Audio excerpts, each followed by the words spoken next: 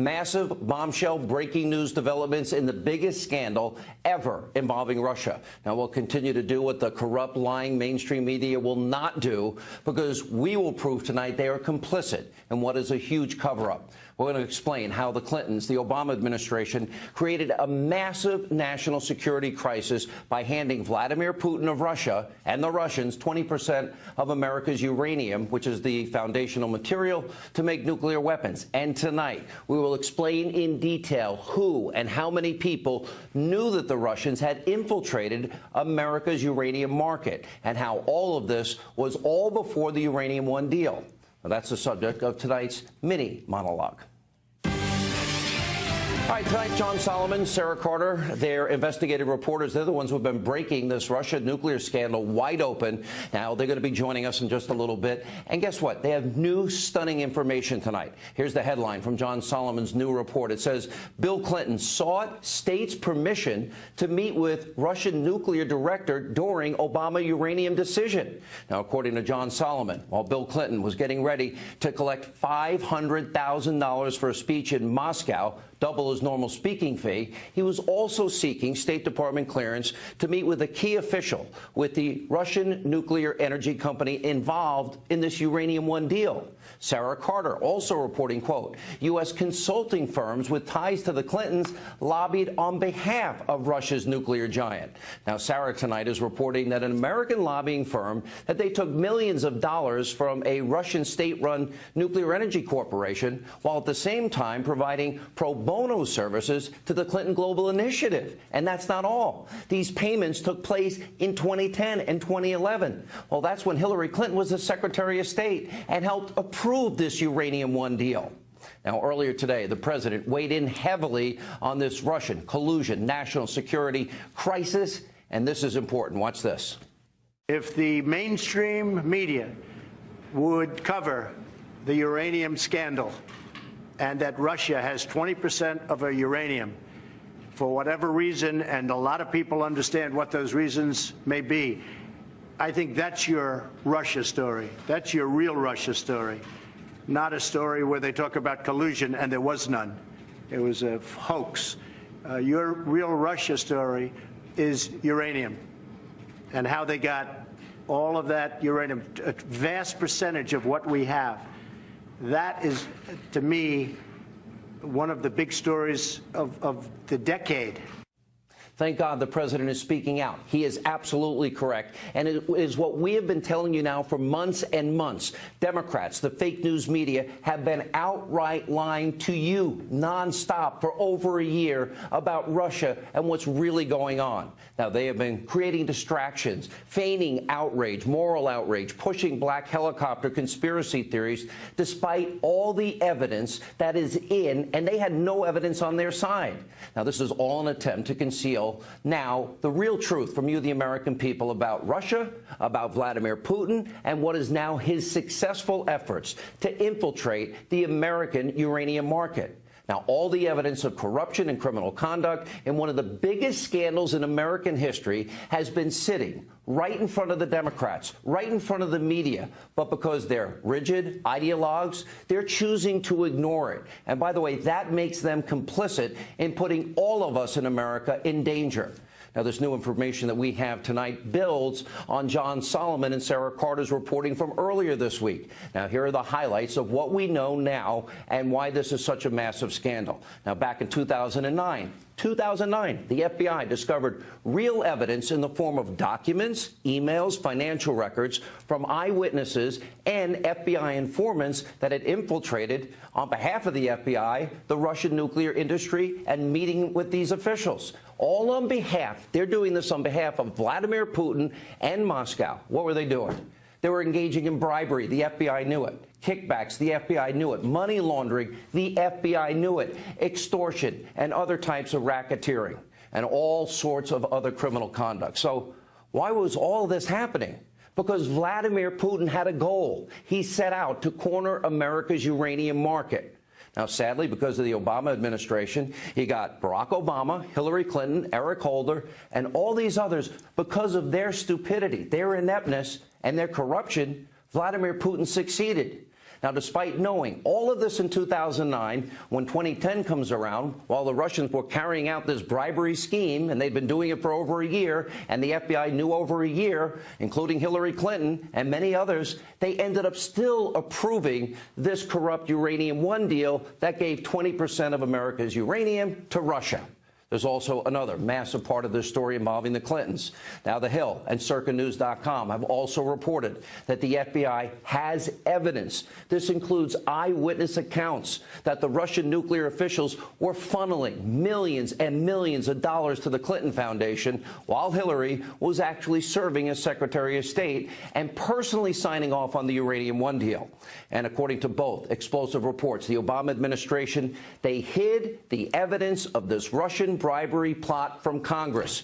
There's an FBI informant. He wanted to tell Congress. He wants to share it with Congress today. And he wants to tell the American people. Well, what's happened? He's been threatened with lawsuits and retribution of all kinds.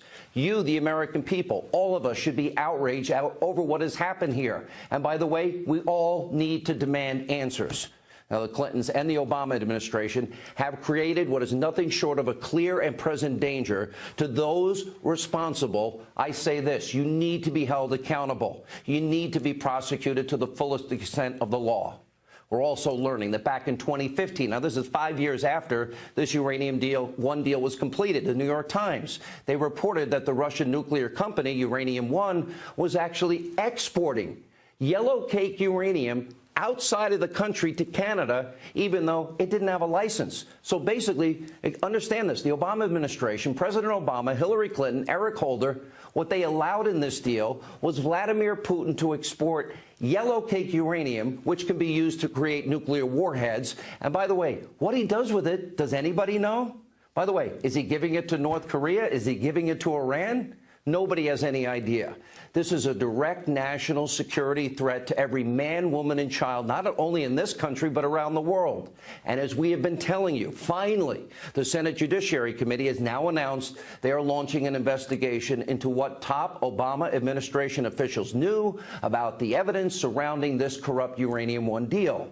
There are several key players that need to be hauled before Congress, forced to testify. It needs to be under oath. They need to explain why they gave one of America's biggest adversaries control of 20% of our uranium supply.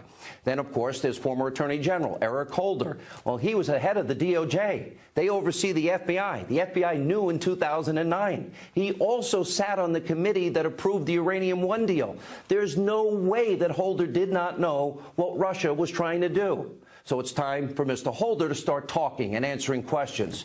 And then, of course, these names will all sound familiar. You have the Deputy Attorney General today, Rod Rosenstein. He's now, of course, he's second under the Department of Justice under our Attorney General, Jeff Sessions. And then we have Andrew McCabe. They were actually oversaw the FBI's operation into the Russian bribery case, so they clearly were well aware about what was taking place. So they need to be put under oath. They need to tell us why were they silent.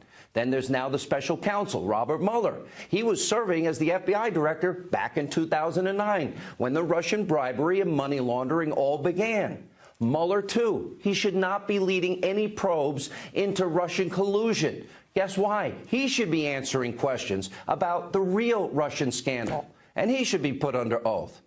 Now, the conduct of Rod Rosenstein, Neil McCabe, Robert Mueller, frankly, is inexcusable. There's a massive conflict of interest. They've told nobody. And by the way, in no way can they be trusted to conduct a fair investigation into anything that involves Russia when they were involved in this massive scandal. So it's time for them to literally either resign, get out of the way, or come public with everything they know. As of my position, I think they've been compromised, especially when it comes to Russia. Now, it's well past time for many of them to go. These people are corrupt. They've been compromised. And finally, you got the liberal mainstream media. Now, for years, we've been telling you journalism is dead. They've been lying to you, the American people, for well over a year about Russia, Russia, Russia. The press has been spreading fake news, conspiracy theories almost 24/7, nonstop. Now, why? Why are they so silent in this case? Because they've wanted to create as many distractions as possible to hide the truth. Now, here are just some of the examples of the liberal mainstream media in action, just to remind you. Take a look. But first, we want to start with This Week in Russiagate. It is as if there are no shoes on the Trump human centipede that are not about Russia. Russia, Russia, Russia. This cloud about collusion with Russia will hang over him no matter where he stands. It certainly feels like we're in the opening stages of a devastating political chapter in American history. Evidence is mounting for the president's meddling in the Russia probe. Tom Friedman said the election hacking is at the caliber of a Pearl Harbor or a 9/11. Do you agree with that? I completely agree with that. Donald Trump now sits at the threshold of impeachment. I personally think it's over. I don't think there's anything that can be done that can stop this at this point. Cacophony, this gushing of lies, problems, questions, chaos that will stop this presidency in its tracks. You told the Washington Post last week that, quote, there's a smell of treason in the air when it comes to this investigation. A lot of people are afraid to use the T word, treason, but in the end, that's what people are investigating. It does look like collusion. It does look like he's listening to Putin more than he is American intelligence. And frankly, I've never seen that before. The corrupt, rigid, radical, left-wing, ideological media, and of course, their love of all things Clinton. They never investigated. How did Bill Clinton double his speaking fees in Moscow? And how at the time was he praising this deal while in Moscow? And the money flowing up to $145 million to the Clinton Foundation. She's signing off on the deal. By the way, where did that money really come from? Now, the media has so much concern about Russia, and Russia influencing America and the dangers of Vladimir Putin. Well, this could end up now being the biggest breaches of American national security in our history. And after them telling us how dangerous Putin is and how dangerous Russia is, this is beyond media malpractice. This is an agenda. The media does not care about the truth. They don't care about facts. They don't care about investigative reporting. Radical, rigid, left-wing ideologues who lie to you on a regular basis and are hell-bent on one thing and one thing only, destroying President Trump. It's why even after John Solomon, Sarah Carter's reporting, they have ignored this massive scandal. Imagine for just a second if Donald Trump ever gave 20% of America's uranium to Vladimir. How would they be reacting?